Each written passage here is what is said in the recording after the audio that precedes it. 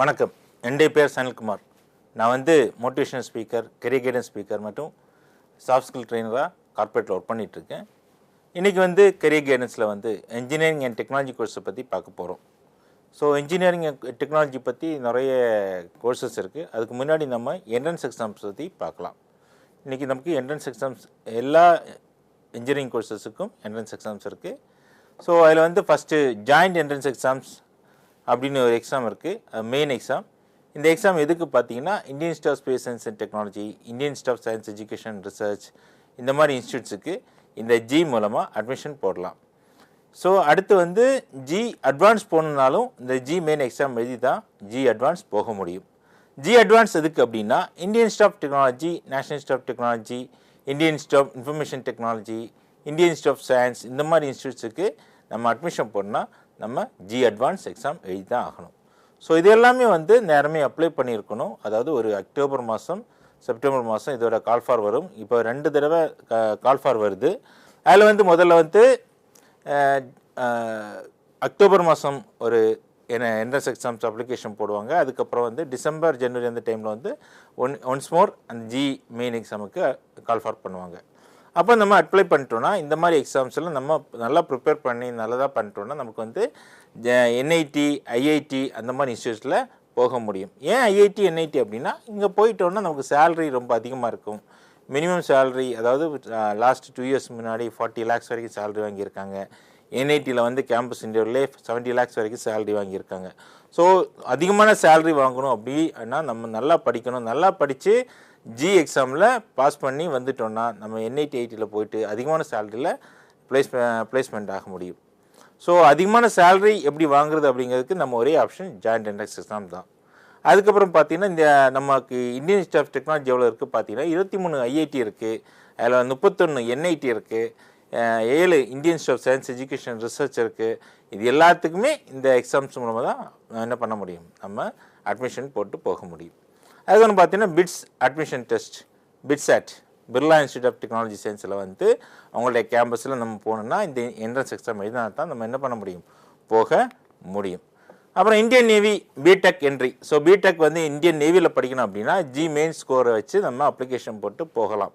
இப்போ நேவியை பொறுத்த வரைக்கும் அவங்க ஃபிசிக்கல் டெஸ்ட் எல்லாம் பார்ப்பாங்க, மெடிக்கல் டெஸ்ட் பார்ப்பாங்க. அதுக்கப்புறம் தான் நம்ம அந்த பிடெக்கில் என்ட்ரி ஆகி போக முடியும். தென் இந்தியன் மெரிடைம் யூனிவர்சிட்டியில் போகணும் அப்படின்னா இந்தியன் மெரிடைம் யூனிவர்சிட்டிக்கு நம்ம கவுன்சிலிங் போட்டு போகலாம். BTech, marine engineering, nautical science இந்த மாதிரி கோர்சஸ் போகிறதுக்கு இந்த இந்தியன் மெரிடைம் யூனிவர்சிட்டியில் நம்ம அப்ளை பண்ணால் தான் போக முடியும். ஒரு சென்ட்ரல் யூனிவர்சிட்டி இருக்குது, 6 ஐஎம்ஐ கேம்பஸஸ் இருக்குது. ஸோ இதோட வெப்சைட் நம்ம கொடுத்துருக்கோம், இதை நீங்கள் பார்த்து நீங்கள் அப்ளை பண்ணிக்கலாம். தென் நேட்டா ஆப்டிடியூட் டெஸ்ட் இன் ஆர்கிடெக்சர், அதாவது நேஷனல் ஆப்டிடியூட் டெஸ்ட் இன் ஆர்கிடெக்சர் அப்படின்னு கோர்ஸ் இருக்குது, எக்ஸாம்ஸ் இருக்குது. அந்த எக்ஸாம் முடிச்சு தான் பேச்சுலர் ஆஃப் ஆர்கிடெக்சர் போக முடியும். ஸோ ஆர்கிடெக்சரை பொறுத்த வரைக்கும் நிறைய ஆப்பர்ச்சுனிட்டிஸ் இருக்குது. இன்றைக்கி நிறைய கன்ஸ்ட்ரக்ஷன் கம்பெனிஸ், பெரிய பெரிய கம்பெனிஸ் வந்திருக்கனால ஆர்கிடெக்டுக்கு ரெக்யர்மெண்ட்ஸ் அதிகமாக இருக்குது. ஸோ அதனால் வந்து இந்த மாதிரி எக்ஸாம் எழுதிட்டிங்கன்னா நீங்கள் ஈஸியாக ஆர்கிடெக்சர் முடிச்சுட்டு போகலாம். அதுக்கப்புறம் institute of design. So design இன்ஸ்டியூட்டில் போகணுன்னா national institute of design entrance exams இருக்குது, என்ஐடி எக்ஸாம், அந்த என்ஐடி டேட், அந்த எக்ஸாம் எழுதி தான் நம்ம என்ன பண்ண முடியும், டிசைன் கோர்ஸுக்கு போக முடியும். அது இல்லாமல் யூசிடின்னு எக்ஸாம் இருக்குது, under graduate common entrance exam for design. இது ஐஐடியில் உள்ள டிசைன் கோர்ஸஸுக்கு அப்ளிகேஷன் போடுறதுக்கு, அப்ளை பண்ணுறதுக்கு இந்த என்ட்ரன்ஸ் எக்ஸாம் போட்டு தான் போக முடியும். அதுக்கப்புறம் பார்த்தீங்கன்னா eye care, all India entrance exam for agriculture. So இந்த அக்ரிகல்ச்சர் கவுன்சில் நடத்துகிற இந்த அக்ரிகல்ச்சர் அண்ட் அலைடு சயின்ஸுக்கான எக்ஸாமுக்கு வந்து போகிறதுக்கு அந்த எக்ஸாம் அப்ளை பண்ணி BSc agriculture and engineering, agriculture engineering இந்த மாதிரி கோர்ஸுக்கு அப்ளை பண்ணுறதுக்கு இந்த எக்ஸாம் எழுதி தான் போக முடியும். ஸோ இந்த என்ட்ரன்ஸ் எக்ஸாமும் இயர்லி ஒன்ஸ் வந்துகிட்டே இருக்கும். ஸோ இது எல்லாமே நம்ம படிக்கும் போதே அப்ளை பண்ணணும். அதுக்கப்புறம் பார்த்தீங்கன்னா நம்ம இன்ஜினியரிங் கோர்சஸை பார்க்கலாம். ஸோ இன்ஜினியரிங் கோர்சஸை பொறுத்து அதுக்கு முன்னாடி நமக்கு தமிழ்நாட்டில் வந்து அண்ணா யூனிவர்சிட்டியில் கவுன்சிலிங் போட்டு நம்ம ஈஸியாக இன்ஜினியரிங் கோர்சஸ் போகலாம். அக்ரிகல்ச்சர் இன்ஜினியரிங் போகணுன்னா அக்ரிகல்ச்சர் யூனிவர்சிட்டியில் அப்ளிகேஷன் போட்டு போகலாம். ஃபிஷரிஸ் சயின்ஸ் அண்ட் டெக்னாலஜி இந்த மாதிரி இன்ஜினியரிங் கோர்சஸ் போகணுன்னா ஃபிஷரிஸ் இன்ஸ்டியூட் இருக்குது, யூனிவர்சிட்டி இருக்குது, அந்த யூனிவர்சிட்டி மூலமாக போகலாம். அது இல்லாமல் நிறைய டீம்டு யூனிவர்சிட்டிஸ் இருக்குது. அது நம்ம தமிழ்நாடாலும் சரி, வெளியூராலும் சரி, டீம்டு யூனிவர்சிட்டிஸ்லையும் நம்ம அந்தந்த டீம்டு யூனிவர்சிட்டியோட என்ட்ரன்ஸ் எக்ஸாம் எழுதி நம்ம ஈஸியாக அப்ளிகேஷன் போட்டு இன்ஜினியரிங் போகிறதுக்கு வாய்ப்பு இருக்குது. ஸோ இன்ஜினியரிங் பொறுத்த வரைக்கும் நார்மலாக சிவில் இன்ஜினியரிங் இருக்குது இல்லையா, சிவில் இன்ஜினியரிங் கோர்ஸை பொறுத்த வரைக்கும் சிவில் இன்ஜினியரிங்கில் வந்து நமக்கு ஜாப் ஆப்பர்ச்சுனிட்டிஸ் இன்றைக்கி எக்கச்சக்கமாக இருக்குது. எப்போவுமே சிவில் வந்து ஒரு பழமையான ஒரு தொழில்நுட்பம். அதாவது நம்முடைய சோழர் காலத்தில் உள்ள கட்டிடங்களாகட்டும், பெரிய கோயிலாகட்டும், கல்லணை ஆகட்டும், இதெல்லாம் ஒரு நம்முடைய இன்ஜினியரிங்க்கு ஒரு பெரிய எடுத்துக்காட்டு, சிவில் இன்ஜினியரிங்க்கு ஒரு பெரிய எடுத்துக்காட்டு.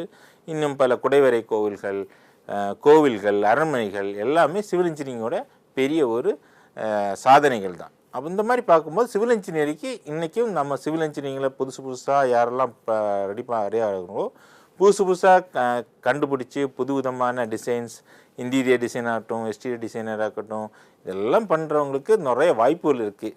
ஆனால் சிவில் இன்ஜினியரிங் படிக்கிறவங்க அதிகமான கற்பனை திறனும் அதிகமான சொல்கிறது புது விதமான கட்டிட கலைகளை இம்ப்ளிமெண்ட் பண்ணுற அளவுக்கு திறமையை வாய்ந்து படித்தாங்கன்னா சூப்பராக அவங்க வந்து சக்ஸஸ் ஆக முடியும். அதுக்கப்புறம் பார்த்தீங்கன்னா ஆர்கிடெக்சர், இது வந்து குறிப்பிட்ட ஒரு ஏரியாவில் எவ்வளோ அழகான ஒரு பில்டிங் கட்டலாம் அப்படிங்கிறது.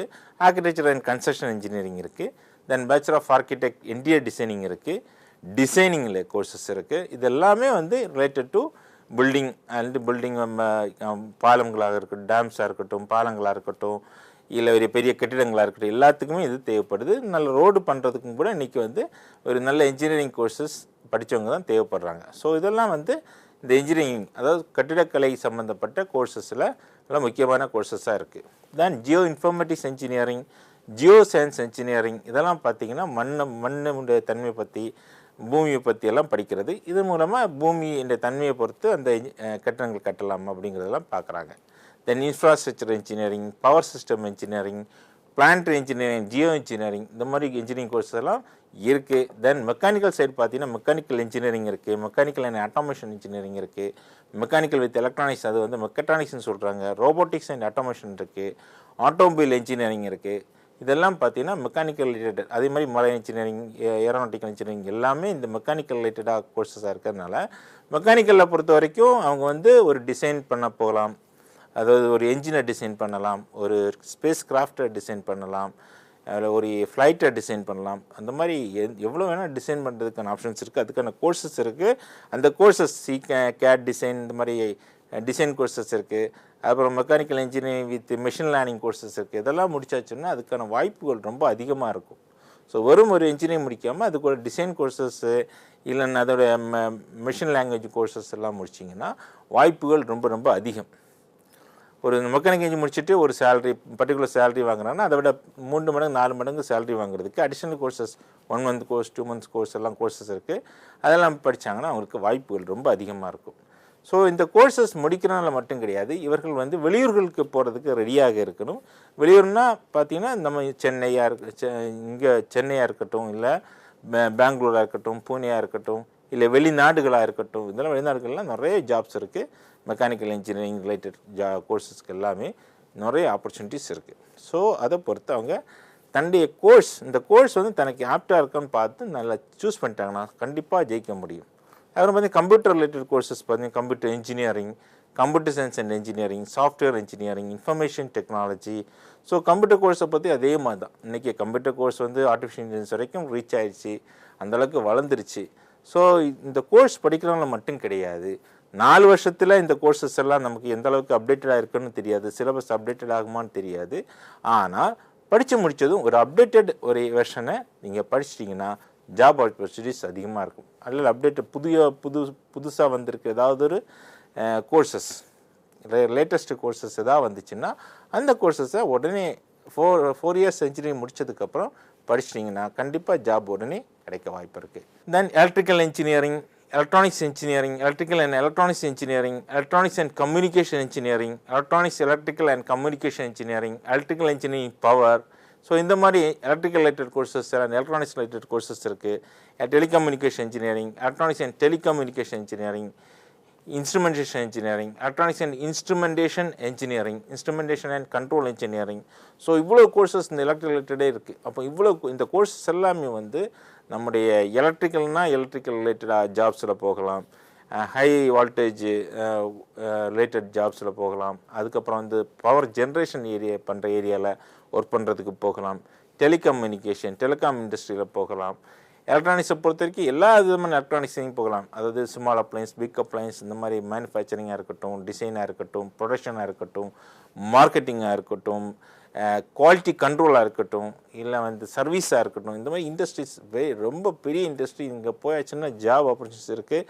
இங்கேயும் அதே மாதிரி தான் எக்ஸ்ட்ரா கோர்சஸ், சின்ன சின்ன கோர்சஸ் இருக்குது, டிசைன் கோர்சஸ் இருக்குது, விஎல்எஸ்ஐ, அப்புறம் எம்பெடட் சிஸ்டம்ஸ், இந்த மாதிரி கோர்சஸ் இருக்குது. இன்னும் நிறைய கோர்சஸ் வந்திருக்கு. அந்த கோர்சஸ் எல்லாம் அந்த 4 வருஷம் நீங்கள் இன்ஜினியரிங் முடியும் போது அது அப்போ என்ன லேட்டஸ்ட் கோர்ஸ் இருக்கோ ஒரு அடிஷ்னல் கோர்ஸ் படிச்சிட்டிங்கன்னா கண்டிப்பாக ரிலேட்டடான ஜாபில் ஈஸியாக உங்களால் ப்ளேஸ் ஆக முடியும். அது மட்டும் இல்லை, சேலரி ரொம்ப அதிகமாக கிடைக்கிறதுக்கு வாய்ப்பு இருக்கும். Then aeronautical engineering, avionics engineering, aerospace engineering, இந்த மாதிரி கோர்ஸ் பார்த்தீங்கன்னா நம்ம சேட்டலைட் ஐஎஸ்ஆர்ஓவில் வேலைக்கு ஜாபுக்கு ஜாயின் பண்ணலாம், ஹெச்ஏல ஜாயின் பண்ணலாம், ஹிந்துஸ்தான் ஜாயின் பண்ணலாம். அது இல்லாமல் வந்து ஃபாரினில் வந்து இந்த ஃப்ளைட், அப்புறம் ஸ்பேஸ் ரிசர்ச், இதில் எல்லாம் நம்ம ஈஸியாக ஜாயின் பண்ணுறதுக்கு இந்த கோர்சஸ் படிக்கலாம். அண்ட் இந்த கோர்சஸ் படிச்சுட்டு இந்தியாவில் தான் இருக்குன்னு வச்சிங்கன்னா இது நடக்காது. கண்டிப்பாக வெளிநாடுகள், நாசாவிலேயோ வெளிநாடு கம்பெனிகள் இருக்குது, எலான் மஸ்கோட கம்பெனிஸ் இருக்குது, இதில் எல்லாம் நீங்கள் ஜாயின் பண்ணுறதுக்கு ட்ரை பண்ணி போகணும். அப்படி போகிறதுனா தான் இந்த மாதிரி கோர்சஸ் படிக்கலாம். தென் physical science, then marine engineering, naval architecture and ocean engineering, ocean engineering and naval architecture, இந்த மாதிரி கோர்ஸ் எப்போவுமே சீல போகிறது. நீங்கள் கடலில் வந்து ஒரு ஜாப் எடுத்து பண்ணணும், கடல் சம்மந்தப்பட்ட ஒர்க்கில் போகணுன்னா சில கோர்சஸ் வந்து உங்களை கேப்டனாக அங்கே ஒர்க் பண்ண முடியும், ஷிப்பில் கேப்டனாக ஒர்க் பண்ண முடியும். தென் ஷிப்பு ப்ரொடக்ஷன் பண்ணுற ஏரியாவில் ஒர்க் பண்ணலாம். ஷிப்பை வந்து டெமாலிஷன் பண்ணுற உடைக்கிற இடங்களில் கூட நீங்கள் ஒர்க் பண்ணுறதுக்கு வாய்ப்பு இருக்குது. ஸோ ஷிப்புக்கான வாய்ப்பு ரொம்ப அதிகம். அது டிசைன்ஸ், அதோட பில்டிங் கன்ஸ்ட்ரக்ஷன், இப்போ இந்த மாதிரி புதுசு புதுசாக டிசைன் பண்ணுறது, என்ஜின் டிசைன் பண்ணுறது, எல்லா இடத்துலையும் இந்த மாதிரி ஜாப்ஸ், அதாவது நேவல் ஆர்கிடெக்சர்னு சொல்கிறாங்க. இந்த நேவல் ஆர்கிடெக்சர் ஒர்க்கில் கூட நீங்கள் படிச்சுட்டு அந்த ஷிப்பிங் கம்பெனிஸில் ஒர்க் பண்ணுறதுக்கு வாய்ப்பு அதிகம். அக்ரிகல்ச்சர், நீங்கள் விவசாயம் ரொம்ப பிடிக்கும் அப்படின்னா நீங்கள் agriculture engineering, agriculture and irrigation engineering, agriculture and food engineering, agriculture information technology, so இந்த மாதிரி கோர்சஸ் படித்து விவசாயம் சம்மந்தப்பட்ட துறைகளில் எந்த துறைகளில் வேணாலும் நீங்கள் போகலாம். அக்ரிகல்ச்சர் இன்ஜினியரிங் மிஷினரிஸில் மேனுஃபேக்சரிங் அங்கே ஒர்க் பண்ணலாம், சர்வீஸில் ஒர்க் பண்ணலாம். இல்லை வந்து ஒரு ஃபார்ம் இருக்குது, ஃபார்மில் வந்து ஃபுல்லாக இன்ஜினியரிங், ஃபுல்லாக ஆட்டோமேஷன் பண்ணணும், வாட்டர் வந்து எல்லா இடத்துலையும் சொட்டு நீர் பாசனம் பண்ணணும், எல்லாத்துக்குமே நமக்கு வந்து என்ன மிஷினரிஸ் இருக்குது, அந்த மிஷினை யூஸ் பண்ணி விவசாயத்தை எளிமைப்படுத்துகிற விதத்தில் நம்ம ஒர்க் பண்ண முடியும். அதே மாதிரி ஃபுட்டை வந்து நம்ம ப்ரொடக்ஷன் ஆனது அக்ரிகல்ச்சர் ப்ராடக்ட்ஸை ஃபுட்டில் இன்ஜினியரிங் மூலமாக நம்ம என்ன பண்ணலாம், அதை சேஃப் பண்ணலாம், இல்லை வேற ஒரு விதமான பொருளாக மாற்றலாம். ஸோ இது மாதிரி மாற்றுறதுக்கெல்லாம் இந்த மாதிரி வாய்ப்புகள் அதிகம்.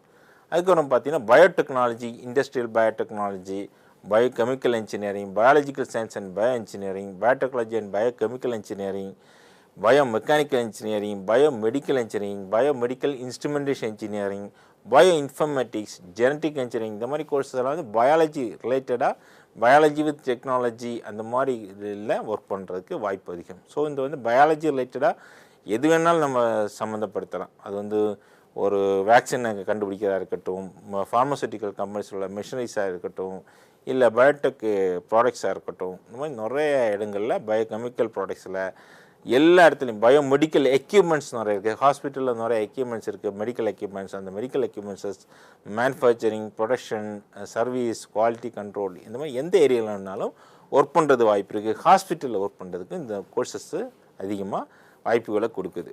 ஸோ இந்த கோர்ஸ் படித்தா அந்த ஹாஸ்பிட்டல் இண்டஸ்ட்ரி, ஹெல்த் இண்டஸ்ட்ரியில் ஒர்க் பண்ணுறதுக்கு நமக்கு வாய்ப்புகள் அதிகம். அதுக்கப்புறம் பார்த்தீங்கன்னா textile related, textile engineering, textile technology, textile engineering and fibre science, textile chemistry, textile fashion technology, apparel technology, இந்த மாதிரி கோர்ஸ் பார்த்திங்கன்னா டெக்ஸ்டைல்ஸில் ஒர்க் பண்ணுறதுக்கு நிறைய வாய்ப்புகள். அதாவது டெக்ஸ்டைல் வந்து சாதாரண ஒரு இந்தியாவிலே ஒரு மிகப்பெரிய எக்ஸ்போர்ட் பண்ணுற ஒரு பொருள்னால் டெக்ஸ்டைல் தான்.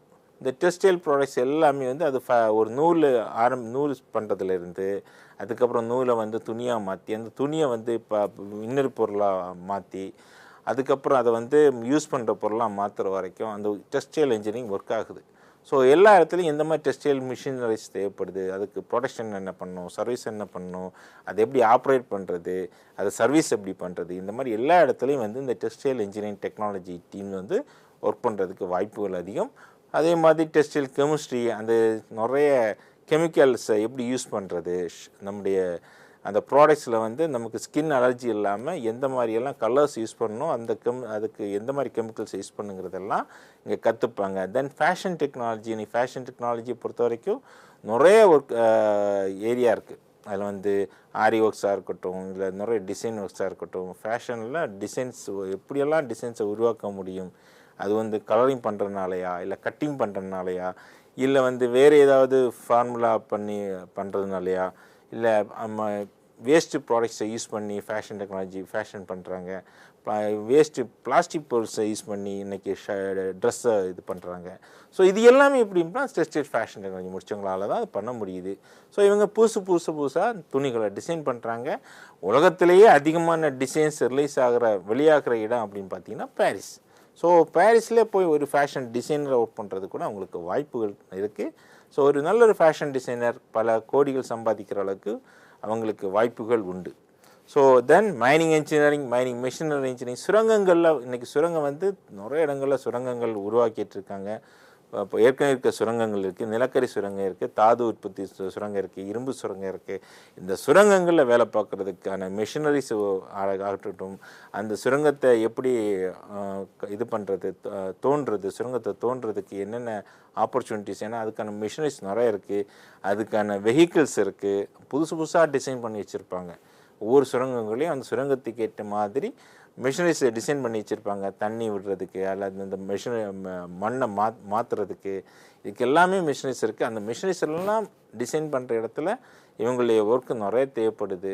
எமர்ஜென்சி காலத்தில் தொழிலாளர்களை மீட்கிறது வரைக்கும் இவங்களுடைய மிஷினரிஸோட தேவைகள் அதிகமாக இருக்குது. அந்த இடத்துல இவங்க ரொம்ப நல்ல ஒரு மார்க் எடுத்து நல்லா ஒர்க் பண்ணி வந்தாங்கன்னா நிறைய மைனிங் கம்பெனிஸில், கவர்மெண்ட்லேயே இருக்க நிறைய கம்பெனிஸ், அதிலே கூட ஜாபுக்கு ஆப்பர்ச்சுனிட்டிஸு அதிகமாக இருக்குது. இந்தியாவில் மட்டும் கிடையாது, ஃபாரின்ல இவங்களுக்கு அதிகமான வாய்ப்புகள் அதிகமாக இருக்குது. மைனிங்கில் பார்த்தீங்கன்னா சேலரி ரொம்ப அதிகமாக இருக்கும். வெளிநாடுகளிலும் ஆஃப்ரிக்கன் கண்ட்ரிஸ்லாம் பார்த்தீங்கன்னா நிறைய மைன்ஸ் இருக்குது. அந்த மைன்ஸ்லாம் கோல்டு மைன்ஸ், டைமண்ட்ஸ் இதோட மைன்ஸ் இருக்குது. இதெல்லாம் ஒர்க் பண்ணுறதுக்கு வாய்ப்புகள் அதிகம். லெதர் டெக்னாலஜி நம்முடைய சென்ட்ரல் லெதர் இன்ஸ்டியூட் அவங்க லெதர் டெக்னாலஜி கொடுக்குறாங்க. அது லெதரை பற்றி, அதாவது தோல் பொருட்களை தயாரிக்கிறது எப்படி, தோல் பொருட்கள் உற்பத்தி பண்ணுறது எப்படி, அந்த உற்பத்தி பண்ணுறதுக்கான என்னென்ன மிஷினரிஸ், இது எல்லாத்தையுமே வந்து கற்றுக்கிறது வந்து லெதர் டெக்னாலஜி. தென் இன்றைக்கி பிளாஸ்டிக் வந்து அதிகமாக தேவைப்படுது, எல்லா இடத்துலையும் பிளாஸ்டிக் யூஸ் பண்ணுறாங்க. பிளாஸ்டிக்கில் மேனுஃபேக்சரிங் பண்ணுறது, டிசைன் பண்ணுறது, புது பிளாஸ்டிக் ப்ராடக்ட்ஸை கொண்டு வராங்க. எல்லாமே இவங்க பிளாஸ்டிக் டெக்னாலஜி முடித்தவங்க அது புதுசாக கண்டுபிடிக்கிறது தான். ஸோ இது எல்லா இடத்துலையும் இவங்க பிளாஸ்டிக் முடித்தா அந்த பிளாஸ்டிக் ரிலேட்டடான ஜாப்ஸில் போகலாம். எந்த மாதிரி பிளாஸ்டிக், இப்போ பாலிப்ரோப்பலைன் அப்படின்லாம் ப்ராடக்ட்ஸ் இருக்குது. அந்த மாதிரி கெமிக்கல்ஸ், எந்தெந்த கெமிக்கல்ஸ் எல்லாம் யூஸ் பண்ணுறாங்க. அப்புறம் ஈஸியாக அதாவது அழியக்கூடிய பிளாஸ்டிக்கை கண்டுபிடிக்கிற கட்டாயத்தில் இன்றைக்கி இருக்கும். அதெல்லாம் கண்டுபிடிக்கிறதுக்கு பிளாஸ்டிக் டெக்னாலஜி முடித்தவங்க இன்றைக்கி முயற்சி பண்ணிகிட்டு இருக்காங்க. ஸோ அந்த மாதிரி ஜாப்ஸில் ஈஸியாக போகிறதுக்கு வாய்ப்புகள் அதிகம். Then rubber and plastic technology. Rubber இன்றைக்கி ரப்பர் இண்டஸ்ட்ரி வந்து நம்முடைய தமிழ்நாடு, கேரளாவில் வந்து அதிகமான ரப்பர் உற்பத்தி ஆகுது. இந்த ரப்பரை வந்து டயர் ப்ராடக்ட்ஸாக இருக்கட்டும், இல்லை வேறு மாதிரி ரப்பர் ப்ராடக்ட்ஸாக இருக்கட்டும், பிளாஸ்டிக் ப்ராடக்ட்ஸு, இதுக்கெல்லாம் கற்றுக்கிறதுக்கு ரப்பர் அண்ட் பிளாஸ்டிக் டெக்னாலஜி உபயோகமாகுது. ரப்பர் டெக்னாலஜி மட்டும் முடிச்சிட்டும் ரப்பர் இண்டஸ்ட்ரியில் ஒர்க் பண்ணுறதுக்கு அதிகமான வாய்ப்புகள் அதிகம். ரப்பரை பொறுத்த வரைக்கும் நாட் ஒன்லி ரப்பரை வச்சு நம்ம ஆப்ரேஷன் தியேட்டரில் உள்ள க்ளவுஸு, அப்புறம் தலையில் போடுற அந்த இது கவர், இதெல்லாமே என்ன பண்ணுறாங்க, ரப்பரில் தான் தயாரிக்கிறாங்க. ஸோ அந்த தயாரிக்கிறதுக்கான பொருட்களை எப்படி தயாரிக்கிறது அப்படிங்கிறத இதில் நம்ம சொல்லிக் கொடுப்பாங்க. தென் பிரிண்டிங் டெக்னாலஜியை பொறுத்த வரைக்கும் இன்றைக்கி நிறைய நியூஸ் பேப்பர்ஸ் இருக்குது, மேகசின்ஸ் இருக்குது, புக்ஸ் இருக்குது, அப்புறம் வந்து போஸ்டர்ஸ் இருக்குது, அப்புறம் லித்தோ போஸ்டர்ஸ் இருக்குது. அந்த மாதிரி நிறைய பிரிண்டிங் ப்ராடக்ட்ஸ், டிஃப்ரெண்ட் ப்ராடக்ட்ஸ் இருக்குது. இது எல்லாமே எப்படி பிரிண்ட் பண்ணுறது, அந்த பிரிண்டிங் மிஷினரிஸ் எப்படி மேனுஃபேக்சரிங் பண்ணுறாங்க, அதை எப்படி சர்வீஸ் பண்ணணும், அதை எப்படி ஆப்ரேட் பண்ணணும் அப்படிங்கிறத எல்லாம் இங்கே சொல்லிக் கொடுக்கறதுனால இந்த பிரிண்டிங் கம்பெனிஸில் கூட அவங்களுக்கு வாய்ப்புகள் அதிகம். பிரிண்டிங் டெக்னாலஜி மிச்சா வெளிநாடுகள்லேயும் நிறைய வாய்ப்பு இருக்குது. வெளிநாடுகளில் நல்ல சேலரி, கல்ஃப் கண்ட்ரிஸோட பிரிண்டிங் டெக்னாலஜி முடிச்சவங்களுக்கு சேலரி அதிகமாக கொடுக்குறாங்க. இது டிப்ளமோ கோர்சஸ் இருக்குது, இன்ஜினியரிங் கோர்சஸ் இருக்குது. தென் செராமிக் வந்து எப்படி ஒரு மண்ணை வந்து எப்படி ஒரு நல்ல ப்ராடக்ட்ஸாக மாற்றுறாங்க அப்படிங்கிறதெல்லாம் கற்றுக் கொடுக்குறது செராமிக் இன்ஜினியரிங். தென் ஃபுட் டெக்னாலஜி, ஃபுட்டு வந்து எப்படி வந்து தயாரிக்கிறாங்க, உற்பத்தி பண்ணுறது ஒரு இன்னொரு பொருளாக மாற்றுறது வரைக்கும், பல நாட்கள் கெடாமல் பாதுகாக்கிறது அப்படிங்கிறத வரைக்கும் இவங்க ஃபுட் டெக்னாலஜியில் தான் சொல்லிக் கொடுக்குறாங்க. தென் ஆயில் அண்ட் பெயிண்ட் டெக்னாலஜி, கண்டிப்பாக ஆயில் அண்ட் பெயிண்ட் இன்னும் ரொம்ப ஒரு பெரிய ஏரியா. இன்றைக்கி பெயிண்ட் அது கார்லையாக இருக்கட்டும், ஆட்டோமொபைல் இண்டஸ்ட்ரியில் இருக்கட்டும், இல்லை வந்து வீடுகளில் இருக்கட்டும், இல்லை வேறு ஏதாவது மிஷினரிஸில் இருக்கட்டும், இல்லை எங்கே வேணாலும் பெயிண்ட் யூஸ் பண்ணிகிட்டு இருக்காங்க. இந்த பெயிண்ட் எல்லாம் எந்த மாதிரி பெயிண்ட் அப்படிங்கிறத பொறுத்து பெயிண்ட்டுக்கு உற்பத்தி பண்ணுறத எப்படி பண்ணுறாங்க அப்படி எல்லாமே சொல்லிக் கொடுக்குறாங்க. ஸோ இது ஆயில் அண்ட் பெயிண்ட் சேர்த்து சொல்லிக் கொடுக்குறதுனால ஆயில் இண்டஸ்ட்ரியும் போகலாம், பெயிண்ட் இண்டஸ்ட்ரியும் அவங்களால போகலாம். தென் சுகர் டெக்னாலஜி பொறுத்த வரைக்கும் சுகர் கேன்லேருந்து இன்றைக்கி நிறைய சுகர் டிஃப்ரெண்ட் சுகர் வருது. பாம் சுகர் இருக்கட்டும், சுகர்கில் வந்து சுகராக இருக்கட்டும், எல்லா சுகருக்கும் எப்படி அவங்க சுகர் தயாரிக்கணும் அப்படிங்கிறத டெக்னாலஜி இவங்க தான். ஸோ சர்க்கரை ஆலைகளில் இவங்களுக்கு வேலை வாய்ப்புகள் அதிகமாக இருக்குது. ஸோ அதை முடிச்சுட்டு இவங்க ஈஸியாக வேலைக்கு ஜாயின் பண்ணலாம், சுகர் இண்டஸ்ட்ரியில் ஒர்க் பண்ணலாம். Then chemical engineering, chemical and electrochemical engineering, petrochemical technology, petrochemical engineering, petroleum engineering, refining and petrochemical engineering, applied petroleum engineering, then automotive design engineering, applied petroleum engineering, gas. So இது எல்லாமே ஒரு engineering, அதாவது chemical எங்கெல்லாம் இருக்கும் அங்கெல்லாம் இவங்களுக்கு job opportunities இருக்குது. அது கெமிக்கலை பொறுத்தையும் கெமிக்கல் கம்பெனிஸ்லேயும் ஜாப் இருக்குது, அதாவது பெட்ரோலியம் இண்டஸ்ட்ரியில் ஜாப் இருக்குது. தென் ஃபார்மசூட்டிக்கல் கம்பெனிஸில் ஜாப் இவங்க ஈஸியாக போகலாம். தென் பெட்ரோலியம் ரிஃபைனரிஸ் கம்பெனிஸில் ஒர்க் பண்ணலாம். தென் பெட்ரோலியம் எடுக்கிற எண்ணெய் கிணறுகளில் இவங்களுக்கு வேலைவாய்ப்புகள் இருக்குது. ஸோ எண்ணெய் கிணறுகளை பொறுத்த வரைக்கும் கல்ஃப் கண்ட்ரீஸில் அதிகமான வேலைவாய்ப்புகள் இருக்குது. ஸோ பெட்ரோகெமிக்கல் இன்ஜினியரிங் முடித்தா கண்டிப்பாக வெளிநாடுகளில் வேலைவாய்ப்பு அதிகமாக இருக்குது, நிறைய சேலரியும் அதிகமாக இருக்குது, அவங்களுக்கான ரெஸ்பெக்டும் அதிகமாக இருக்குது. அவங்க வந்து அதாவது இன்ஜினியரிங் விசாவில் போயிட்டாங்கன்னா அவங்களுக்கான ப்ரிவிலேஜஸ் ரொம்ப அதிகமாக இருக்கும். ஸோ அந்த ப்ரிவிலேஜஸ் வாங்கணுன்னா அவங்க இன்ஜினியரிங் விசாவில் போகணும். அந்த பர்டிகுலர் இன்ஜினியரிங் முடிச்சுட்டு அந்த இன்ஜினியரிங் கம்பெனிஸில் போயிட்டாங்கன்னா வேலைவாய்ப்பு கிடைக்கிறது மட்டுமல்ல, சேல்ரி ப்ரிவிலேஜஸ் எல்லாமே ரொம்ப நல்லாயிருக்கும். ஸோ அதில் வந்து கெமிக்கல் இன்ஜினியரிங் இந்த ரிலேட்டட் கம்பெனிஸில் போகிற ஈஸியாக ஒர்க் பண்ணுறது, அதாவது கெமிக்கல் கம்பெனிஸாக இருக்கட்டும், ஃபார்மா கம்பெனிஸாக இருக்கட்டும், பெட்ரோலியம் கம்பெனிஸாக இருக்கட்டும், ஆயில் அண்ட் கேஸாக இருக்கட்டும், நேச்சுரல் கேஸாக இருக்கட்டும், எல்லா இடத்துலையும் இவங்களுக்கு வாய்ப்புகள் அதிகமாக இருக்குது. இங்கே நமக்கு ஆயில் இண்டஸ்ட்ரியில் அதாவது பாரத் பெட்ரோலியமாக இருக்கட்டும், இல்லை ஓஎன்ஜிசியாக இருக்கட்டும், இந்தியன் ஆயில் இதெல்லாம் போகணுன்னா நீங்கள் வந்து பிஇ முடித்ததுக்கப்புறம் கேட் அப்படின்ற எக்ஸாம் எழுதிட்டிங்கன்னா அங்கெல்லாம் ஜாபுக்கு அப்ளை பண்ணி போகலாம். தென் என்விரான்மெண்டல் இன்ஜினியரிங், ஸோ சூழ்நிலைகளை பற்றி சுற்றுப்புறச் சூழலை பற்றி படிக்கிறது, அதுலேருந்து அந்த சுற்றுப்புறச் சூழலேருந்து எப்படி எனர்ஜி எடுக்கிறது, வேஸ்ட் அதிகமாக வராமல் வேஸ்ட்லேருந்து எப்படி எனர்ஜி உருவாக்கலாம் அப்படிங்கிறதெல்லாம் கற்றுக்கிறது தான்.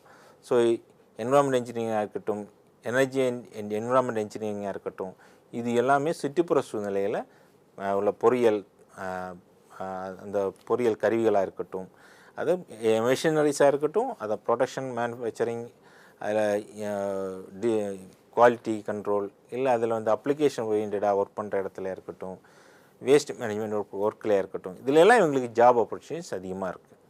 தென் industrial engineering and management, industrial engineering, so இண்டஸ்ட்ரீஸில் உள்ள எல்லா இன்ஜினியரிங் ப்ராடக்ட்ஸை பற்றியும் இவங்க கற்றுப்பாங்க, அதை மேனேஜ் பண்ணுறதையும் இவங்க கற்றுப்பாங்க. ஸோ இந்த industrial engineering, manufacturing engineering, so எங்கெல்லாம் மேனுஃபேக்சரிங் இருக்கோ அந்த மேனுஃபேக்சரிங் எந்த மாதிரி ஆட்டோமேஷன் பண்ணணும், எப்படி பண்ணணும் அப்படிங்கிறது, ப்ரொடக்ஷன் இன்ஜினியரிங், ப்ராடக்ட்ஸை ப்ரொடியூஸ் பண்ணுற இடத்துல இவங்க ஒர்க் பண்ணுறது, ப்ரொடக்ஷன் இண்டஸ்ட்ரியல் இன்ஜினியரிங். தென் எனர்ஜி இன்ஜினியரிங், எனர்ஜி எப்படி புது ஆல்டர்னேட்டிவ் எனர்ஜியாக இருக்கட்டும், இன்றைக்கி விண்டு மில்லாக இருக்கட்டும், இல்லை பவராக இருக்கட்டும், நிலக்கரியிருந்து இருக்கிற எனர்ஜியாக இருக்கட்டும், எல்லா இடத்துலையுமே இவங்களுக்கான ஜாப் ஆப்பர்ச்சுனிட்டிஸ் அதிகமாக இருக்கும். ஸோ அதாவது இந்த கோர்சஸ் ரொம்ப கம்மியாக இருக்கும், ஆனால் ஜாப் ஆப்பர்ச்சுனிட்டிஸும் அதுக்கு தகுந்த மாதிரி இருக்கிறதுனால வேலைவாய்ப்புகள் இருக்குது. இங்கே இல்லைன்னா வெளிநாடுகளில் கூட வேலைவாய்ப்புகள் அதிகமாக இருக்குது. ஸோ அந்தந்த ஜாபை அந்தந்த இடத்துல எங்கே இருக்கோ அங்கே போய் அப்ளை பண்ணிட்டீங்கன்னா கண்டிப்பாக ஜாப் ஆப்பர்ச்சுனிட்டிஸ் இருக்கும். தென் டைரி டெக்னாலஜி, இன்றைக்கி பால் பொருட்கள், பால் உற்பத்தி பொருட்கள் எல்லாம் அதே மாதிரி இன்றைக்கி பாக்கெட் பால் ரொம்ப அதிகமாக இருக்குது. அதே மாதிரி கம்பெனிஸ் ரொம்ப அதிகமாக இருக்குது. பாக்கெட் பால் ப்ரொடியூஸ் பண்ணுற கம்பெனிஸை நிறைய கம்பெனிஸ் இருக்குது.